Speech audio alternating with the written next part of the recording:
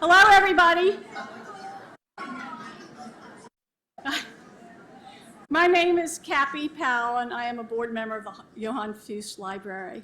And I have two jobs today. One is to remind you to turn your cell phones off. And the other is I have the privilege of introducing our speaker today. Some of you are probably here because you come to all our programs. Some may know about the book because you live or vacation in Maine. Some of you may be here because you know her father who lives on the island. All of you, welcome to our garden. We're so glad you're here on this blustery cold day.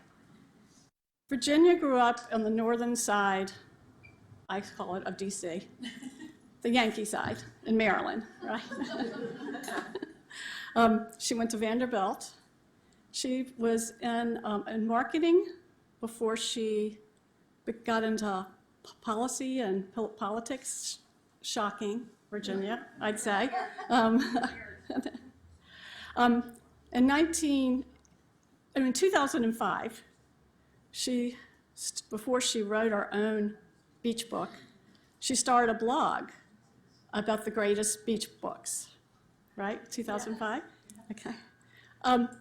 All of that you can find on the internet, but I wanted to go to a primary source for an antidote, so I contacted Kim, the best. And she told me a story about when Virginia went on her book tour in COVID summer of 2021.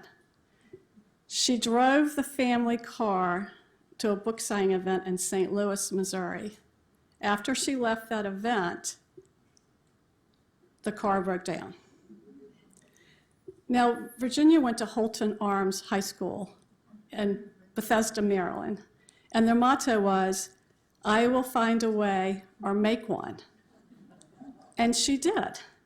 She rented a U-Haul truck and drove it to Alabama and made it to her book signing on time.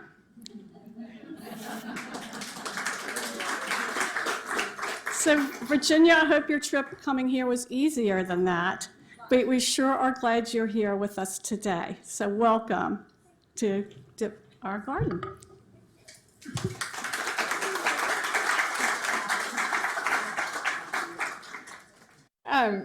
Thank you so much, Cappy. I appreciate that. And also, thank you to Bobby and Julianne at the library for having me to this wonderful event. They're so incredibly organized and friendly and professional, and I'm friendly. Not always the other two things, so they're also really patient, and I appreciate that, so thank you very much. I also wanted to, even though I know she's not here, thank Chris Copperthwaite, because she took a really early interest in Haven Point. I think it was an advanced reader copy, actually, of the novel, and I know that she played a role in my being invited to speak with you all today. Many, many thanks to my dad and to Kim. First of all, because I wouldn't be here if it weren't for you. Dad, literally, would not be here on this planet if it weren't for you. And I also probably wouldn't be in Boca Grande. And I remember years ago when he told me he had found this neat place in Florida and would I come down? And my kids are 21 and 23 now. And I thought, okay, Florida, I thought the things that people think every time they think of cities in Florida. And so I came down, he was so charmed by it, I get it now. This is Florida. So it's, anyway, it was very kind. They've also been, Dad and Kim both have been so unbelievably encouraging of this project from the beginning. Kim has been like a one-man retailer, really. I should be giving her a commission because she has been such a missionary, and I'm very grateful to that. And I'm a grown-up, obviously, and we shouldn't necessarily need our parents' encouragement or approval of things we do, but it's maybe not a must-have, but it's nice to have. And I've heard Kim say that encouragement means to give courage, and it did give me courage. So, mic up. Can everybody hear me? Okay. I said earlier I used to call bingo at a resort, Basin Harbor Club on Lake Champlain. And so I've always been good with microphones, but maybe I've lost my touch. I also just, Steve and Susan Jansen, who are here, I wanted to mention thank you for coming. My very first event, as Cappy indicated, was in St. Louis, Missouri, where my best friend in the whole world, for 40 years, where she lives, and she's in Naples right now. Unfortunately, she had a family illness, so couldn't be here, but she hosted an event for me there. And basically, it was 2021 when the book came out, and I had to kind of design my own book tour because publishers weren't sending authors out because they wanted to save money. I'm kidding, lives. They wanted to save lives. I really am kidding. The book tours have kind of been going away for a while. So I invented this whole thing, and I was like, I've done marketing before. I mean, I can really think about this. So I kept very strategically, these were the qualifications for my destination. People had to be willing to leave their houses, which cut out the Northeast, for example, June of 2021. And someone had to have offered to host an event for me. And then I wanted lots of other people I knew and liked to be there. So basically I went around the country to places and saw people who'd already bought my book. It was very clever, but it was fun, so I had a good time. And anyway, the Jansons were there at that first event, and I met them and knew immediately, understood why they're such great favorites of my dad's and Kim's. And also, it's nice of you to be here because you've already heard about this book, and you've got to be sick of it by now, so I appreciate that too. Finally, I wanted to thank my husband who's here and who's been incredible.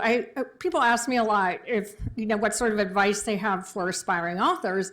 And I always tell them, marry the fifth of 5 children, which I don't know why this doesn't seem to resonate that much. Maybe it's not very practical, like you're already married, you'd have to get divorced, you'd have to find someone who's the fifth of 5 children. But Drew is so easygoing and so also encouraging and patient. And I've been on a deadline for some months now that keeps getting shifted for my second novel. And the entire time, for like 7 months, I've been like, I'm on a deadline. So at the end of 2021, I think I bought him a Traeger grill. These grills are like smokers. I don't know, because I don't even know how to turn it on. And he's learned how to make all this great stuff. And I said to him recently, like, so do you like cooking now? Like, do you hear the hopeful tone in my voice? And he said, well, I like eating. It gives you a sense of how things are going. So I wanted to talk today. This was my debut novel, Haven Point, and I learned a lot when I was writing it. And a lot of what I learned, obviously, was useful and interesting to me as a writer, but a lot of it was also really interesting to me as a reader. And that's what I wanted to talk about today, just the things I learned that made me think about and appreciate literature as a reader. And I thought I would, I'll give a little summary of Haven Point. I'll keep it brief so I don't bore the people who've already read it and I don't spoil it for the people who haven't. And then I'll just talk about just the 3 phases and what I learned in each. The first being inspiration, the second being perspiration, the actual writing of the novel, and then finally publication. And then afterwards, I will take some questions. So summary of Haven Point. Okay, the first lesson I learned is if you haven't started your novel yet, try to write one that's really easy to summarize. They do in literature, like literary agents will do kind of what you see on Netflix sometimes, where they say, this film or series is Star Trek meets, I don't know, like, whatever, zombies and something or other. There was never really an easy, tidy comp, as they call it, for Haven Point. It got to the point I tried so hard to make one that a friend of mine and I wound up down this rabbit hole of coming up the most ludicrous literary pairings that we could. Like Pride and Prejudice meets The Mueller Report. So Goodnight Moon meets The Hunger Games. Basically, Haven Point is a multi-generational family saga. It takes place some in Washington, D.C., but mostly in a fictional summer community on Maine's Casco Bay. And it tells the story mostly of 3 generations of women, sort of a 4th as well, in the Demarest family, each of whom, in different times and for different reasons, has a very fraught relationship with this summer community where the Demerists have had a house since the late 19th century. And it takes place over, it spans almost 7 decades of a changing America.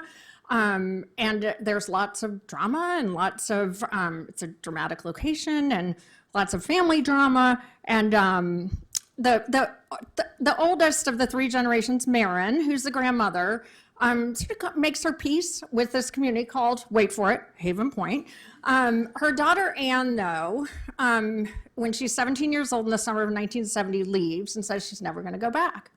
And she doesn't, and she does not set foot on Haven Point again until her untimely death 38 years later.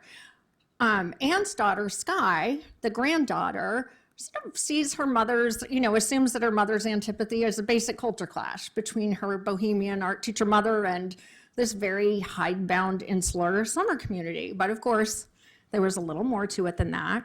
And that's sort of the central question that gets answered is what happened and what led to that. And then the aftermath of Skye learning the truth about that.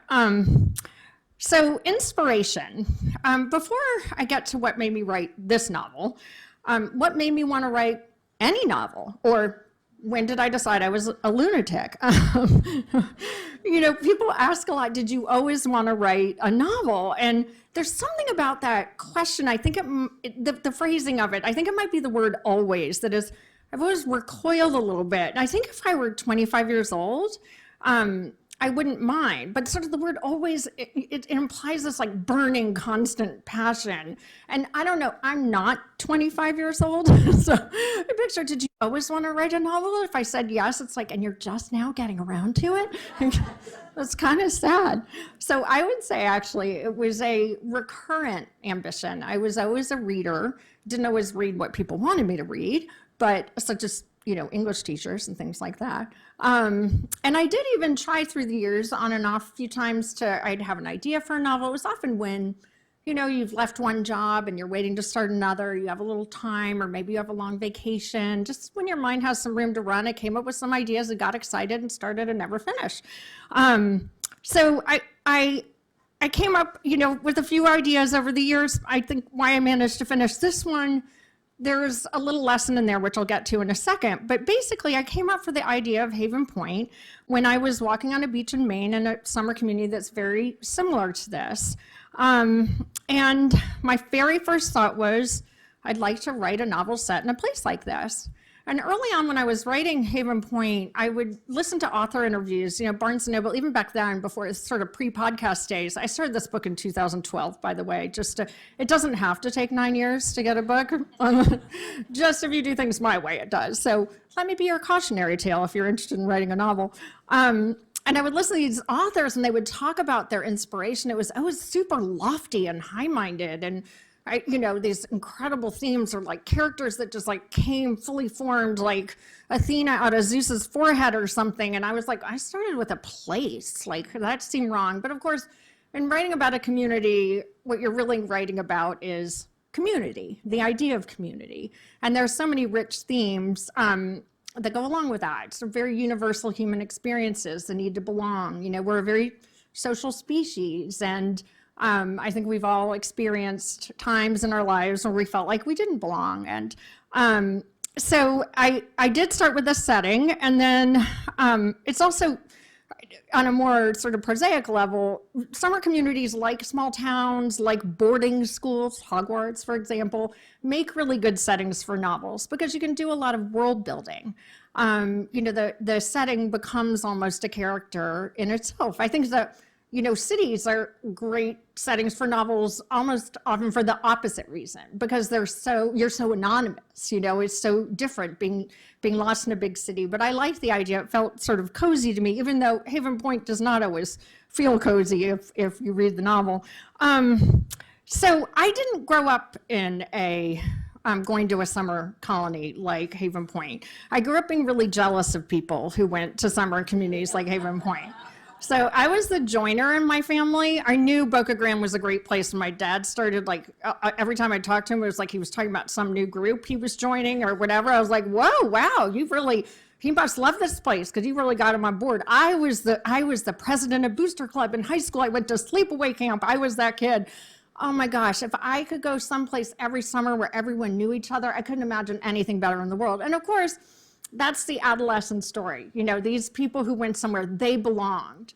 And it's silly because we take our feelings and our feelings of inadequacy and all the unhappiness and all the sense of alienation that we have goes with us wherever we go. But from the outside, it always seemed to me the good housekeeping seal of belonging. That's all you needed in the whole world. So remembering that fascination had something to do with why I chose that sort of place. The next question past setting was, okay, I'm gonna write a book set in a place like this. What am I gonna write about? And I thought, well, what do I like to read about? And the setting itself sort of lends itself to a vacation read. You know, it's weird though. I mean, I do think it's very strange that we read books set on the beach when we're on the beach. Like, I don't understand why we don't read Christmas books in July and beach books in December, but I don't make the rules. That's just how it goes. So that's what I had to do. The setting also lent itself to a family saga, and I love reading family sagas, but of course that's sort of the definition of these summer communities, is that they're very multi-generational, and you have a lot of generational often conflict and challenges, and people, you know, houses that are passed down to subsequent generations who the siblings might have very different ideas about what to do with them. Those are all things that sort of, I think, make it very interesting and make a family saga good for that. So I also like, Haven Point shows up on some historical fiction lists. It's not really historical fiction, but when you're writing a family saga, you are kind of by definition going to be setting it against various times in history, which is something that appealed to me also. I like a romantic storyline maybe, but I knew I didn't want to write a romance novel. I knew I wanted a strong story. Like, I wanted a story. I mean, I really like a beginning, a middle, and an end. One of the challenges that I have with some literary fiction is it's interesting, and I'll read some very discursive novels sometimes, but I kind of do prefer a plot. I don't know, that's just, call me crazy. But at the same time, I'm impatient with bad writing. Throw in a little humor. I'll be happy if you throw in a little humor, and I want lots of things to happen to the characters. So even though, like, have them face challenges, but I also prefer an ultimately redemptive story. Sometime about 20 years ago, I kind of just decided, you know, I'm not going to read a lot of more novels that are just irredeemably grim. It's just a personal choice. And so I didn't want to write one of those either. Martin Amis, the author, who's the son of Kingsley Amis, the British author, said in his most recent book, Inside Story, something that resonated with me. He referred to the intellectual glamour of gloom, the idea that sullen pessimism is a mark of high seriousness. Anyway, that's certainly not true of all literary fiction, but it wasn't the kind of novel I wanted to write. So there we have what I wanted, and this brings us to the first real lesson that I learned, which is that debut novelists are kind of stupid. Or maybe ambitious is a better word. Kim Hume, I know you used to collect actually debut novels because they're so funny, like, because you bite off so much more than you can chew because you don't know what you're doing. And so that was me. I also learned, not immediately, but later on, that there's a trade term for the kind of book that I'm describing, not a shelf at Barnes & Noble, but it's called upmarket commercial fiction. And in my case, it's upmarket commercial fiction with romantic and historic elements. Some people call this book club fiction. That's another shorthand for it. I don't, because the only book clubs I was ever in read super, super, super pretentious literary fiction, which is why I was always a really bad member of all the book clubs, because I read, if I didn't like the book, I would just quit reading it in the middle. But anyway, I grew up, my parents read really broadly, and I grew up with all kinds of books around me. And I don't remember hearing that something was a guilty pleasure. It just wasn't something that we said in our family. You know, we read literary fiction, we read nonfiction, we read commercial fiction. And then the other phrase you never heard, because I don't think it existed, was women's fiction. I don't remember women and men always reading different novels back in the day, but they use that now. So back to upmarket, the shorthand for this is literary feel, commercial appeal. The literary feel refers to the quality of the writing, you know, the showing, not telling, using all the devices that you learned in English class. And the commercial appeal means a lot of things, I think, depending on the novel, but in my mind, at a minimum, it means a strong story. So I talk to a lot of book clubs, and I can tell that having probably 30 or more book clubs over the past couple of years, that a lot of readers really did engage with the themes of Haven Point, but I really set out to write a novel that you could read as a story if you want to read it as a story. I do that sometimes. I'll get to the end. If you're reading a paperback version of a novel, sometimes I'll have book club questions or, reader questions at the end, and sometimes I'll get to those and be like, oh, I've flown through the book because it's so interesting and compelling. I'll get to them and be like, I might have missed a thing or two when I was reading this. And that's fine. So I was happy for people just to read it as a story. So using literary devices, but having a book with commercial appeal, meant that the literary devices that I used, and this is what I learned, had to really serve the reader. And I ultimately decided that that was really what I was doing as an author with this novel, was that it was my job to serve the reader. And that meant that I could not necessarily trying to challenge you, because it might, especially with some of the themes, but not trying to make you stop and admire my writing, but to do things well enough to where a metaphor, for example, just worked to enhance your understanding of the story. And that meant that as I was writing, I often had to delete things that I was extremely fond of and really puffed up about because I think it was really pretty. And then I would be reading over the manuscript and realize that it would stop me every time. But overall, I guess I'd say writing this story, just writing in the upmarket space, that captures, the idea of serving the reader captures what I was trying to do. People have asked me a lot if writing a novel has made me a more critical reader. And I think in a way, except for it's mostly made me a more appreciative one, because I realize now that there are certain things that some authors do that they do it so well that they make it look easy.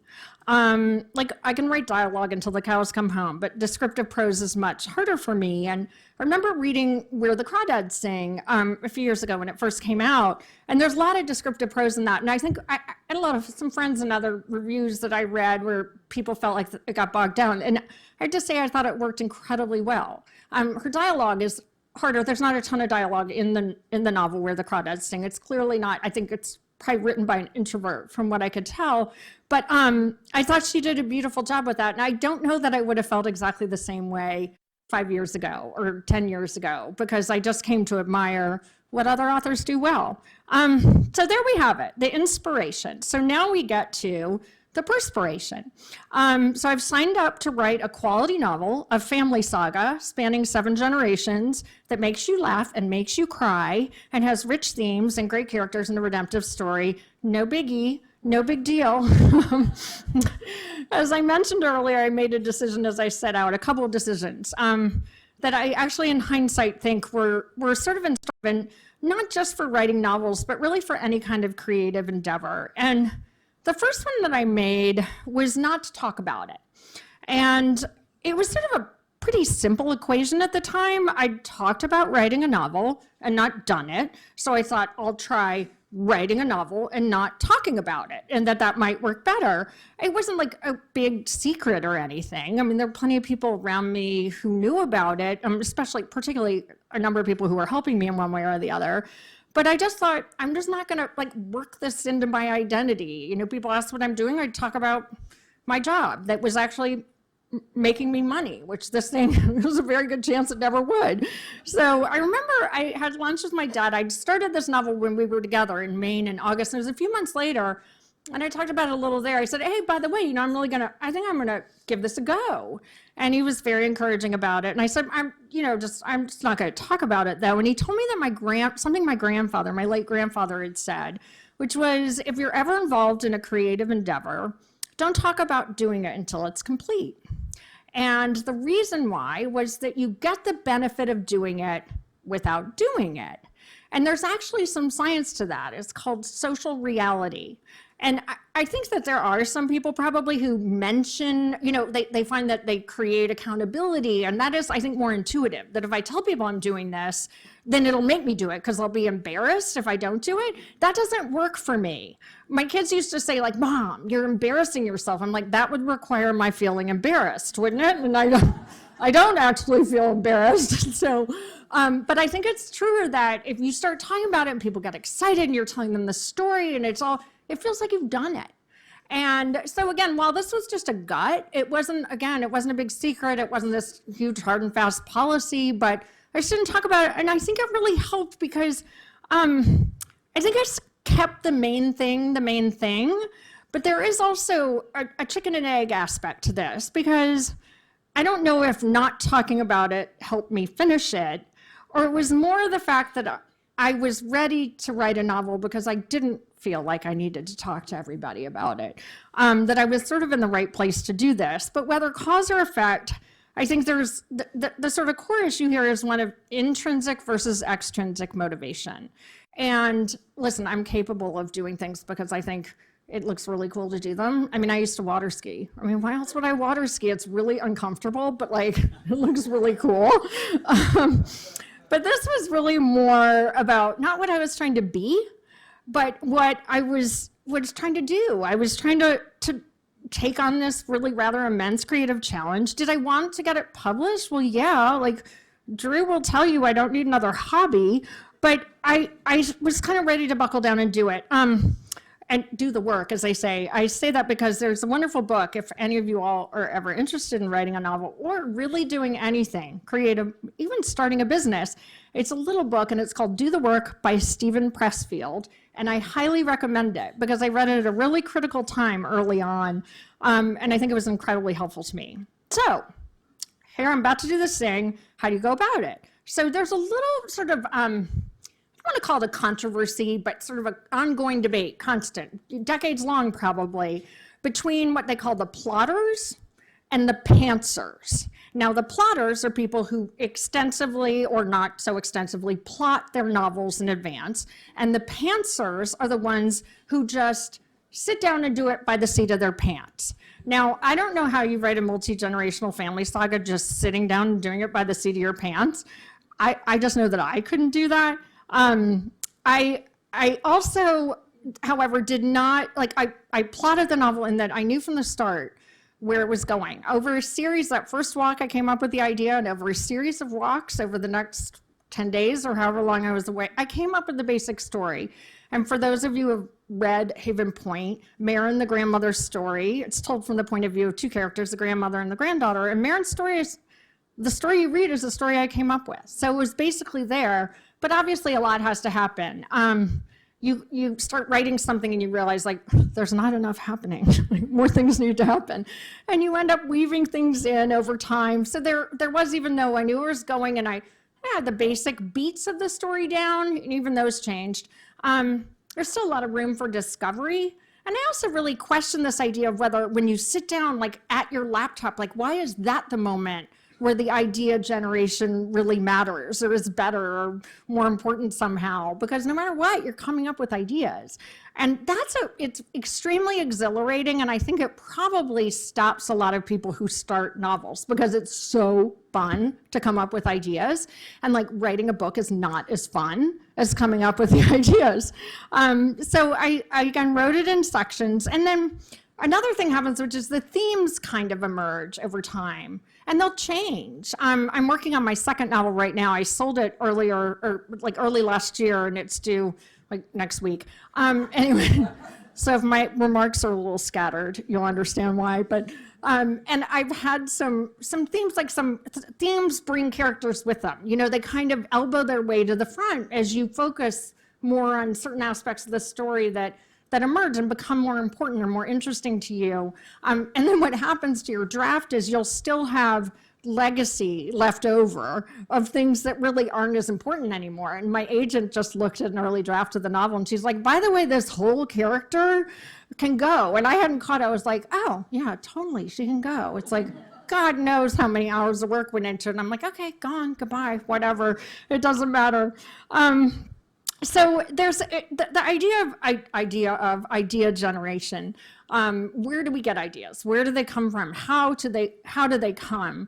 One thing I learned, and I think we've all had this experience, is that sitting down at your laptop is not necessarily the best place to summon ideas. That's a good place to write your story and actually put sentences together.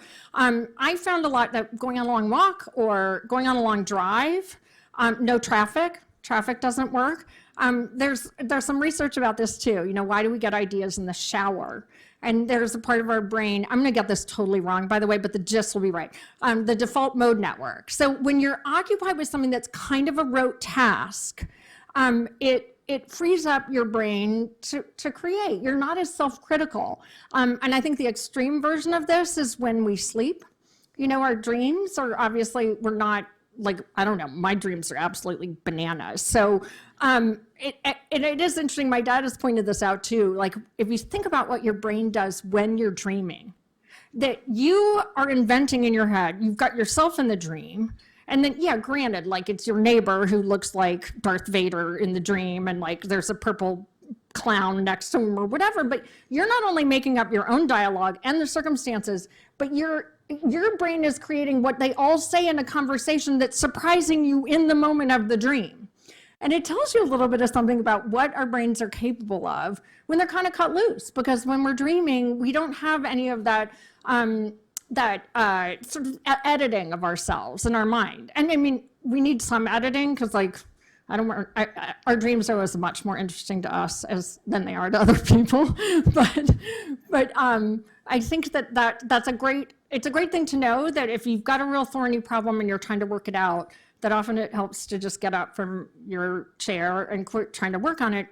Another substitute that I found for this, which is great because I'm kind of lazy, is there's a book called, it's by Julia Cameron, and I'm forgetting the name of it right now, even though it's very, very famous, but The Artist's Way. And in The Artist's Way, Julia Cameron suggests different ways. You don't have to be a writer for this, although it's written probably most applicably to writers, but she suggests various things to sort of help spark and maintain creativity. And one of them she calls morning pages. And that's getting up in the morning. And she says first thing in the morning, get up and write just 3 pages. And the way she describes it is kind of getting the junk out of your head. And I was like, I wake up feeling like I've been hit by a train. Like I don't really want to do that. And then I noticed that somewhere in the book she talked about writing her morning pages with her coffee next to her. I was like, you made your coffee first. Clearly, I can make my coffee before I start this. But I found, and this has been especially true with the second novel, that I will have something I'm working on. Well, first of all, they sound demented at first. They're like, oh, I can't think of anything. This is dumb. I'm so worried about whatever. And then I'll start working out something. And this is handwriting for me. I don't know if this is true for everybody. It is a little bit different. Someone said that to me years ago, and I thought it sounded like nonsense, but I actually have a different experience writing by hand than I do typing on a computer. And I'll find that I'll actually work through a problem with a story or a character, or just what's happening next in my novel. Like what kind of, I know what I want to achieve, but what sort of scene do I need to tell, set, and what needs to actually happen. So that is another method for coming up with ideas. So the idea generation is the magic. And the other place, like where we summon ideas from, is from experience, like just our own lives and our own memories. I have an example of this. For those who've read Haven Point, there's a scene with a monkey. And the monkey, it's at a party, and the monkey ends up misbehaving in a way that's quite calamitous and sort of amusing, also excruciatingly painful for the people involved. And there's a character, Pauline, who has a pretty severe problem with alcohol, and she's the owner of the monkey. And so people ask, where this scene with Pauline and Sassafras, this monkey, come from? And I was like, well, I had a relative, long dead, not on my dad's side of the family, by the way, as it happens, although it could have been, but it wasn't, who had a bit of a problem with alcohol. And at some point, I remember my mother telling me that she owned a monkey for some short period of time. That's it. That's the sum total of the story. Everything else was invented. But it's a funny thing that we do as consumers of movies and of books, that you hear that something is based on this. And if I said this in a certain way about someone who was living, you'd be like, that's Pauline. That's Pauline, the woman who's alive. And it isn't, because it's usually just some spark. As to actually writing the novel, I joked that I use the IKEA method, and that is how I put together furniture from IKEA, which is I don't read the instructions. I find those like little pictures they give you absolutely impossible. I also have this idea that I don't need it, which is the definition of insanity, because I quite evidently do. So I put it together wrong. Like, I don't care how many Billy bookcases I put together. It's like somehow I put the back on wrong again. And then I'm like, what did I do wrong? And then I undo it. And then I turn the back around, and then the Billy bookcase is finally put together. And I do kind of the same thing. And I don't have a MFA. I didn't read how to write a novel, but I think I knew enough just from having absorbed the conventions from reading so many novels that I would know what wasn't working. And that was generally the first stab at whatever I was doing wasn't working in some way. It might have been pacing. It might have been, how everything from the actual words to that, how a chapter is unfolding, to how chapters are put together, all of that. I would know this isn't working, and then I wouldn't immediately know why, and I would try something else, and there was another Billy bookcase, like the second time, I'm still doing it wrong, and eventually I would get there, and obviously I learned a lot along that way. A really important early decision was point of view. I wrote in the third person close, and this is just an example of the kind of thing that you learn. So there are early chapters in this novel that are from Skye, the granddaughter's point of view when she's very young. And they weren't written originally. I structured it differently, and when I sold Haven Point, it was on the agreement that I would restructure the way it ended up being written. And so I had to create some new content after I'd sold the novel of Skye as a girl. And the basic idea was that you would then, rather than having tucked her childhood in memories, that you would actually, as a reader, be living through these experiences with her. And she's more like 35% of the novel, and the other character's like 65%. So you're supposed to care about her, but you're having to do more with less. And it made a lot more sense, and it worked much better. But I started off, my first stab was writing her in third grade. And I couldn't figure out why it wasn't working. And finally I was like, Virginia, you've had third graders before. You've had them, your own children have been through third grade, and you know that they don't form thoughts sophisticated enough to do what you need this character to do. And they also, and it isn't just that, it's that the dialogue, of course, has to reflect the age of the character, but really the prose around it needs to be in that character's voice, not perfectly, but it should sound like the thoughts you're forming and even the words that you're using, even in third person, should be appropriate to the age of the character. And I was like, a third grader can't pull this off. I need more than that. I gotta up it. I need a promotion here. And the challenge was that there were things that happened when she was that age that I needed to include, but I had to put those in memories and have the character start older, more like 14. I mean, I just skipped way ahead. I was like, would they do this in fourth grade, fifth grade? No. Finally got her like 10th grade. I was like, okay, a 10th grader could form the kinds of thoughts and have the sorts of reflections that I needed her to have. So it's just an example of the kind of decisions that I needed to make. Another example is I have a character in my second novel who's a second generation Irish immigrant, Boston in 1895. So that presents a whole bunch of other challenges. So it's 1895. So you want to make sure that whatever they're saying, that you're not talking about, going and getting on, in a taxi cab or doing something else that's obviously an anachronism. But it's also, you want them to use sort of how much language. It doesn't have to be perfect. Like, I'm not writing this novel for a Hiberno English linguist. Like, in fact, I'd probably advise the Hiberno English linguist, if there are any out there, to skip it, because I'm sure it will frustrate you. It has to be credible to you, to the average reader. This is something they would say, but you also don't want it to be hackneyed. Like, Blarney, I'm going to kiss the Blarney Stone and, top of the morning to, you don't want any of that. And so I wound up actually kind of collecting sort of different turns of phrase, and I read a ton of, much of it really exaggerated. It was plays that were about Irish immigrants, that were in some ways like very much stereotypes, but still gave me a sense of a cadence that I wasn't that familiar, what the grammar quirks are and things like that. And it helped me absorb that. And I wound up creating, like, I should sell this separately. I have like an entire glossary now of like Hiberno English phrases. The other thing I learned is how much, I finally found this book so late, so frustrated that it took me so long, called English as We Speak It in Ireland, written in like 1890, like almost the exact same time. I'm like, where was this?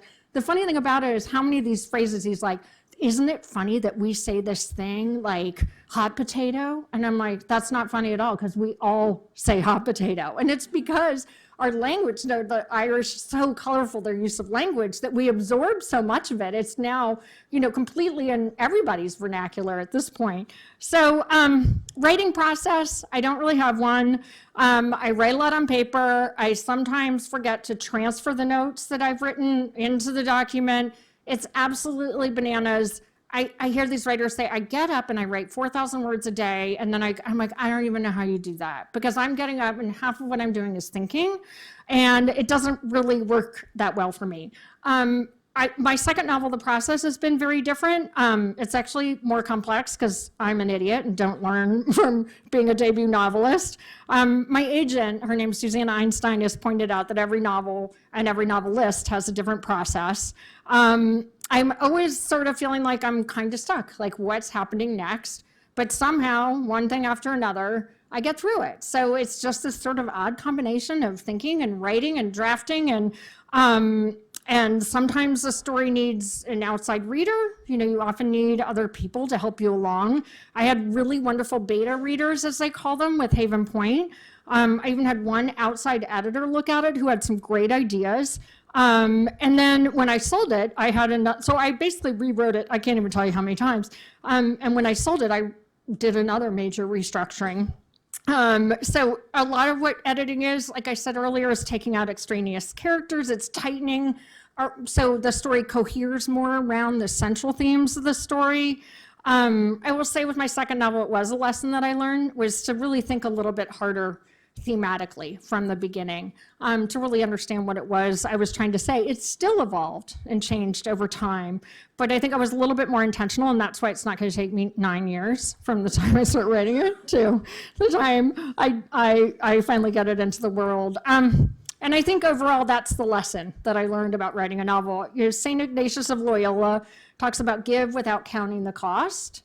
And I think that the creative corollary to that is give without counting the time. And that's what I really needed to learn here. I think it made me much more patient. This thing that I was trying to do that was taking so much time. But in accepting that it was a learning process, and I think, again, not talking about it, this was just something I was trying to do. I think what I learned is that I had a little bit of a tendency prior to writing this that's described in a book called Mindset, which is about a growth versus a fixed mindset. People talk about this a lot in the context of students, like elementary and middle school students. That, for example, if you're a really early reader and things come if you're an early reader and you're in grade school, everything's easy. Math is easy if you're an early reader. And kids like that often think, I'm really smart. And sometimes they're told they're really smart, because they do this thing early that's hard to do. Now, most of us know that most kids end up reading, and that it's all of it really very developmental. I mean, some kids develop at a different phase, and their minds are developing in different ways, and it takes them longer, and maybe they're learning something else. Maybe they're like, shooting free throws or whatever it is. They just learn differently. But what happens is things get more complex. You got to 7th grade, and you think you're smart, and then suddenly it's hard, and you're not used to having to work to learn. And you don't know that sometimes you have to work to learn. I'm acting like I was this like really genius kid. That's just not the case at all. But I do think I had a little of that idea that if it was hard, I was like, oh, I guess I can't do it. And this was breaking something down into smaller and smaller pieces. And what I took from that I thought was really interesting and helpful was just like, well, I can do anything, I mean, it's just learning. It's just work. And I decided at one point, I don't know how many years ago, I was like, I'm going to learn how to bake French macarons. As I might have intimated, I'm not a great cook. And French macarons are really notoriously hard, but I like them. They're so pretty. And I thought it'd be fun. So I was like, so you try it. And they don't work. And then you look at another YouTube video about baking French macarons, and you try it again. Then you move to a new house and the oven's different. You figure it out again. I'm like, whatever, they're pretty, it's fun. I started taking up, I used to draw a lot. I was like, oh, I'm gonna try, everything I do, I draw, I paint a little, it's very derivative. It's not great, but it's fun, and it's mindful, and it's enjoyable. And I just sort of break things down into smaller pieces and try and improve. And it's made everything, given everything a lot more pleasure, I think, than anything else. I think wrestling this big monster project to the ground was incredibly helpful to me. So that's the perspiration, lots of it over many years. And then we get to publication. So the first thing you have to do when you're an author, if you want to be published by a traditional publisher, is to get a literary agent.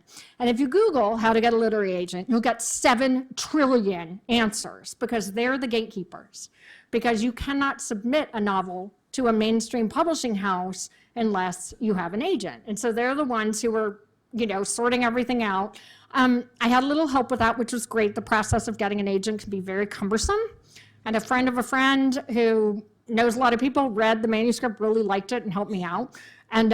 And I got great reads, like full reads, which is a great thing for an author, from really top agents. And somehow, thank God, I had absorbed the knowledge that almost everyone says no. I mean, I have friends who work in Hollywood. Like, everyone says no. So I wasn't surprised. You can only have one literary agent. You can't have more than one. But the no's that I got, and there are plenty, trust me, were very encouraging. They did let me know that the novel still needed something. And one agent said, I love this. I feel like it still needs something. And if I'm really honest, I don't know what it is. Another said, I like this. I think it still needs something. I don't really have the time. And here's a couple other agents you can go to. And then I wound up having 2 agents who were interested, and one had a better idea for what she thought I could do to get the novel readier for the next step. And the next step is, I didn't even know what it was called. Like, how I said I was like really focusing on what I was doing, and I was really trying to let go of outcomes. I think I might have taken this just a little bit too far. I had no idea what happened next. Like, my agent sent me a list. There are like 5 big publishing houses, and there's a bunch of imprints within each one. Like, Macmillan is the parent company of St. Martin's Press, my publisher. There's like 3 other imprints that are Macmillan properties that Haven Point might have been appropriate for. And I thought, she sends me this list, and she's like, these are the people I'm going to reach out to at all these different imprints. Like, what do you think? And in my head, I'm like, I think it's really funny that you think I have any idea who any of these people are. I didn't know any of them. So she sends it out, and I'm like, wait, what's this even called? What's it called when you're an agented author and they're sending it out? And I start Googling around. I can't find anything. Finally, I came across this blog, and this woman had gotten all these people to submit their stories about being, wait for it, on submission. That's what it's called. You're on submission. And you can figure out the acronym. I'll just say what it's called. It's called Submission Hell, It's True. So you can see what the acronym was. And so Drew was like, why are you reading all these? And I was like, because I have no idea what happens. Like, it's great. Like, this will level set. How long will it take? When will I hear? As it happened, St. Martin's Press made an offer within a couple weeks, so that was great. And it was sold on what's called a preempt. And a preempt means the other editors looking at it. Your agent can't just yank it away from editors from other imprints who are in the middle of reading it. But you give them a very limited time for the other ones to read it. And it's a handsome but not insane offer. And this is a little different from an auction, which isn't like someone standing up at a lectern like this having an auction. An author auction is really just a series of emails between a literary agent and editors.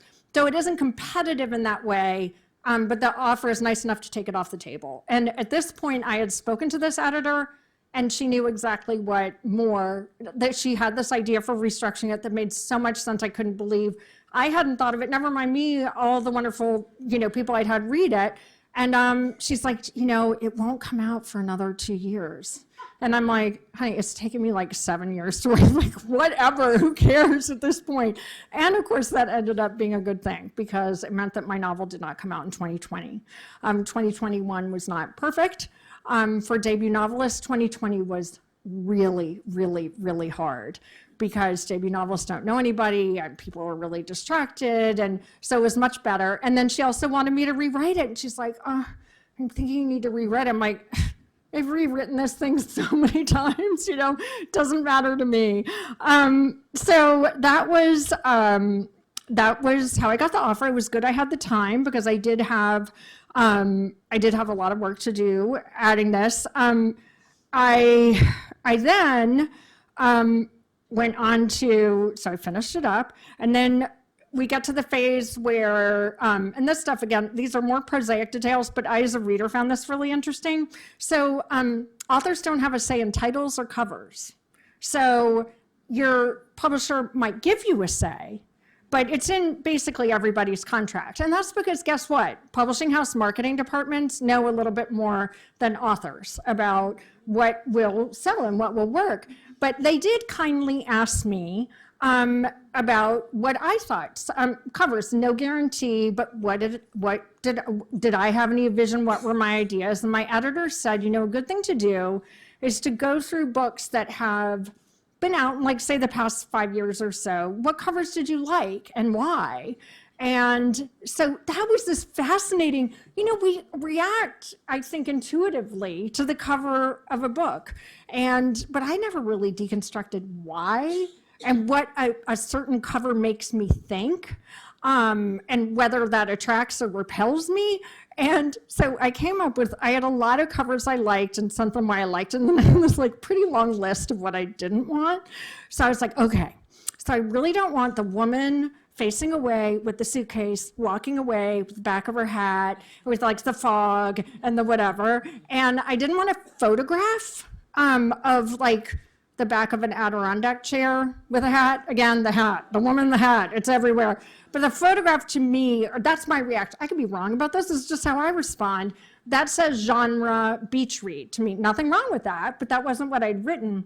And kind of the cover they came up with was really something close to what I had said. Not because they listened to me because I had this great idea, but because they had the same idea, basically, which is that it's a cover that looks like it's about a community and it's sort of distant and it captures the Maine coast and it looks like an upmarket fiction novel. And so I was very pleased with that. Haven Point, I wanted it to be called something else. I think I was worried that sounded like a sort of just straight to paperback genre beach book. Again, there's nothing wrong with that. It just wasn't what I had written.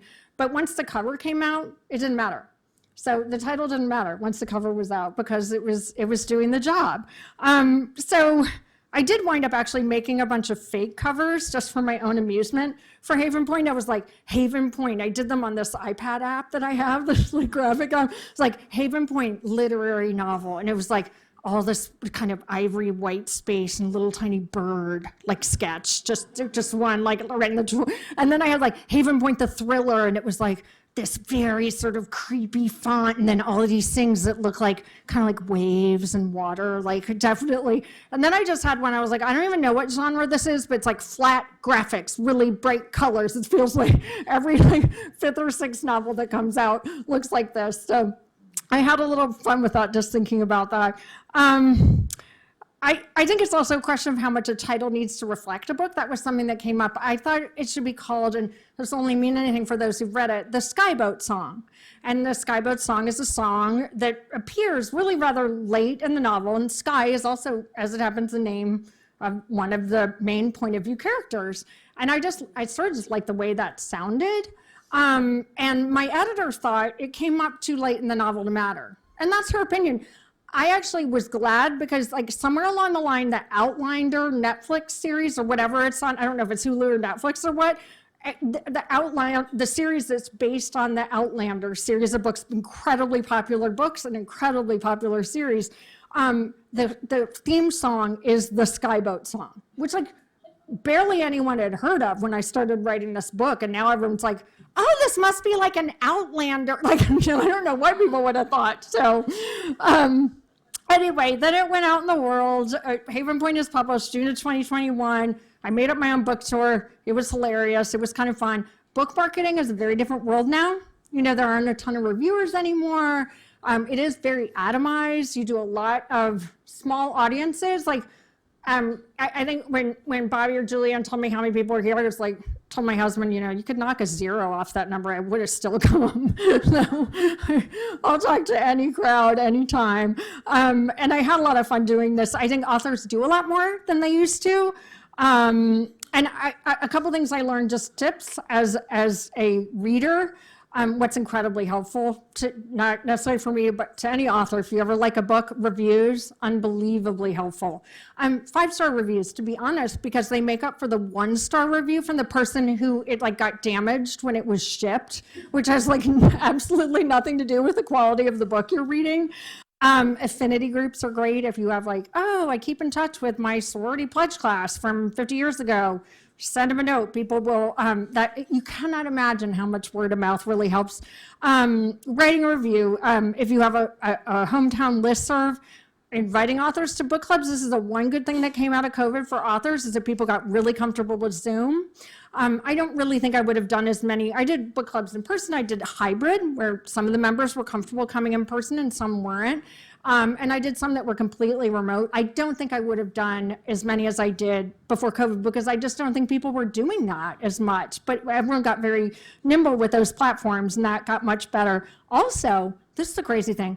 I had so many people tell me, and I'd heard this, but I didn't really believe it. If you're in a bookstore and you like to book, and it's an independent bookstore, like Haven Point, which had a pretty nice print run, there were entire states where it wasn't for sale. I mean, that's just the way it goes. So if you're in a bookstore and you like a book, tell the bookstore owner, I really like this book, you should order it.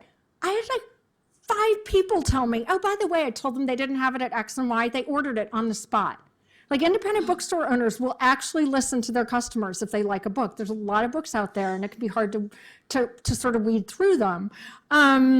Anyway, tell your friends, whatever. That's what really helps. So if this sounds like kind of a slog, writing a book, getting it into the world, all I can tell you is I'm doing it again. So I had a career. My poor husband married a working woman with a real job, but I'm doing this again. And I got a lot of pleasure out of it. It was a lot of fun in the end. And I hope this has been interesting. I understand we're going to have some questions, which I'm happy to answer. But I appreciate all of you coming and listening. Thank you.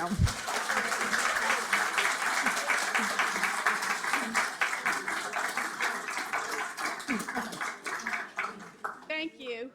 I'm actually going to ask the first question, which was not the way we were going to do it. But I realized I forgot to tell part of the story about your U-Haul trip was the Holton Arms motto. Yes. Okay, can everyone hear me now? Yeah. I didn't say when I introduced you what the Holton Arms motto was. Yes, you did. And I did say it? Yeah. Okay. See, I was so nervous I forgot what I said. Okay. But after listening to what you just told us, it applies to your whole process. Thank you. So. Thank you. Yes, everyone who went to Holton Arms can say in Wenium, we own Facium, which means I will find a way or make one. I always liked it. I think it's kind of like a suck it up, buttercup, figure it out. Figure it out. So Karen is here to collect your questions if you have any that you've written out on a card. I have a few to start with here. You may have answered this, but I think it's a good question. What parallels do you see between Haven Point and Boca Grande? And did your experience of Boca Grande influence you? So a lot of parallels. It's funny. This brings to mind a couple of experiences. One was a review that I read. And it was, I think, one of these platforms where people can get advanced reader copies of a novel in exchange for an honest review. And the other was one reader that I had read Haven Point early on. And one of them said that the reviewer on this platform said, so what, so waspy people have feelings too? Is that the point? And I was like, well, I wouldn't say it was the point, but yes. And it just struck me as such an interesting idea that someone actually the way it was written was like, they can't possibly have feelings also, which is, I thought, sort of reflective of this very this era that we have, especially, I think COVID probably exacerbated it with people being so isolated and not seeing and meeting people outside of their own universes, that people thought it was impossible to imagine. And one of my early readers said they could not believe that this character, Skye, would feel like she belonged in this community. Now, as it happens, Sky's family, extended family, has a house in this community, but a lot of these kids, these summer communities, they go there all summer long. She wasn't one of those. As it happens, she went, I'm not giving much away, this is in the first chapter, she went when her mother, who had a drinking problem, when her mom was on a bender and going back into rehab, her grandmother would take her up to Haven Point. So she doesn't have the best association with Haven Point, and she's not really in the swim there. So yeah, she didn't feel like she's the daughter of a single mother bohemian art teacher who hated the place. Yeah, she really didn't feel like she belonged. And there was a real feeling, it's just, I guess the parallel, of course, is, in a very general sense, is the idea of community. The idea of, as I said, I wrote about a community, but I was really writing about community and what it means. And I think what comes through in Haven Point is there's a few things that happen. There's a very big storm, and people really help each other out in the wake of this storm, which may sound, I don't know if that rings any bells to anybody, here. And people even who really surprise you. There's also another very tragic thing that happens in the novel. And there are people who really surprise you in how they respond to that. There's one character who's really awful. I mean, she is sort of almost like, she's three-dimensional sort of, but she's just a villain. And there's been a tragedy, there's been a death, and this community has come together to help. And she's just in the background arranging flowers. For once, she's the one who always has to be in charge of everything. And she just knew to stay in the background. The people will surprise you. And I think another ingredient that is really missing, and I don't know if this answers the question, in fact, it probably doesn't, but this idea of forgiveness, that just acceptance and forgiveness. I mean, if you have the same people coming back to a place year after year, and it's small and it's intimate, like, you have to tolerate different personalities. Like, how are you going to get along? How are you going to get by? And people will wrong you and hurt you, and someone's kid will be mean to your kid, and they'll win the tennis tournament where really you should have won, or whatever it is. I don't know. I never win any tennis tournaments, so that's not an issue for me. But anyway, I think we're living in a little bit of an unforgiving age, and I think it is because we're not in community with each other enough.